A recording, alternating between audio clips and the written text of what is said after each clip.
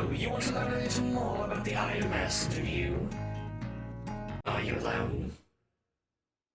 Oh, I only jest. Come with me, I have all these files prepared.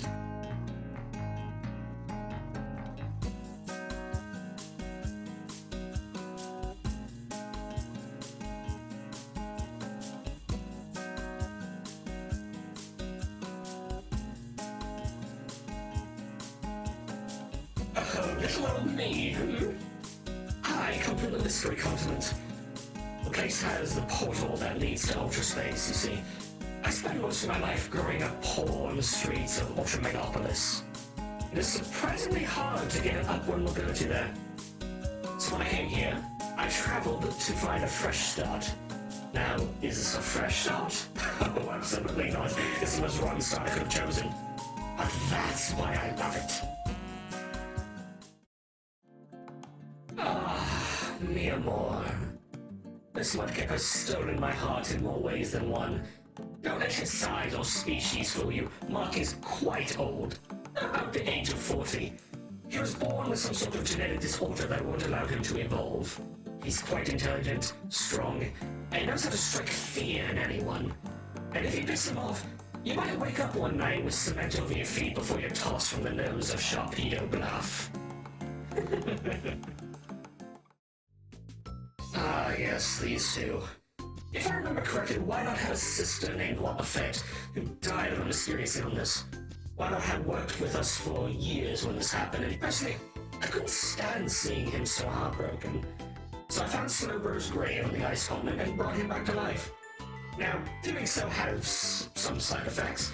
Like, he cannot say anything other than yes. But him being like that is easier to excuse than, oh hey, your sister is alive again. You know? Darnell is quite the vigilante. He views himself as someone who works to protect the little guy and hates big government. I remember Mark sought Darnell out specifically from his old biker gang. He had his gang's tattoo removed from his neck, and on his way out he stole an expensive bottle of golden berry juice, drank half of it, and smashed the bottle over the leader's head. Now he's marked for death by the gang. But that's fine by us.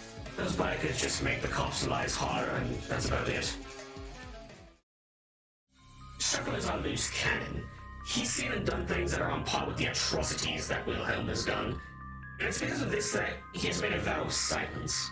The only way Shuckle ever speaks is through the tape recorder he keeps strapped to his body. Don't let his cute looks fool you. Shuckle is unhinged to a horrific extent. He isn't afraid to grab a hammer and leave you crippled for the rest of your life. I don't really have much to say about Phineon. Frankly, he's the most confusing hire we've ever had. He just spins around all day and jokes with the customers at Speakeasy. I guess he's good for morale? Maybe? But that's a stretch. Hoxton, if I'm being honest, is a general pain in the arse. He's rude, arrogant, full of himself, and he keeps spouting on about how he has this old royal heritage and how he used it to be an amazing thief, but some Evie showed him how to be an explorer or something. But this story gets so damn weird, mentioning being merged with an ancient deity called the Forsaken One and transporting between universes, and honestly most of us tune out after that. Ellie, or Alley Cat for lack of a better term, she's amazing at gathering local knowledge and know-how from unsuspecting idiots who think they found a gal who's interested in them. Ellie knows how to use her charm to get what she wants from anyone. We were surprised when she asked to join us, however, as she was once one of Wigglytuff Guild's top explorers. She refused to tell us what happened. Ugh, dust. He and Mirage came to the IMS from an unknown area. Dust claims to be from the Mist-Continent, but he doesn't know a single thing about the place. What we do know is that he's absolutely obsessed with our spices. He snorts so much of it, I'm surprised only half of his brain was damaged. He's absolutely buck wild and has no sense of self-control. But that's what also makes him a valuable tool for combat. Out of the two brothers, Milosh is absolutely the competent one. Milosh is calm, collected, and doesn't take much crap from anyone. He's an avid pickpocket and lockpicker. Not to mention a key asset to communicating with our customers from the ice continent. That was a previously untapped market, and Milish's ability to speak their language has increased our profits tenfold. Oh, don't even get me started on her. Morgan seems to think that everything belongs to her. Everything is all about her. The entire Pokémon world revolves around her. And it's so goddamn annoying. She needs to learn to cooperate more with the rest of us and stop bad-mouthing me and Mark. Otherwise, she and her team will end up someplace very ugly.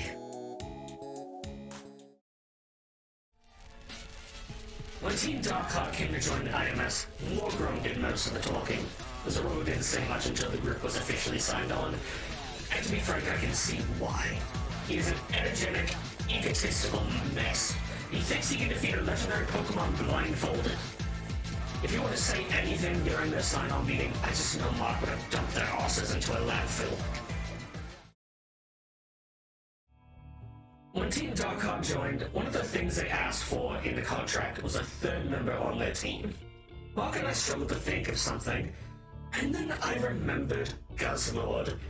I'll be completely honest with you, Guzzlord is one of the dumbest ultra beasts I've ever met. He has the brain that's somehow smaller than a plain seed, which baffles me. But as a mindless wall of pure muscle destruction, he gets the job done.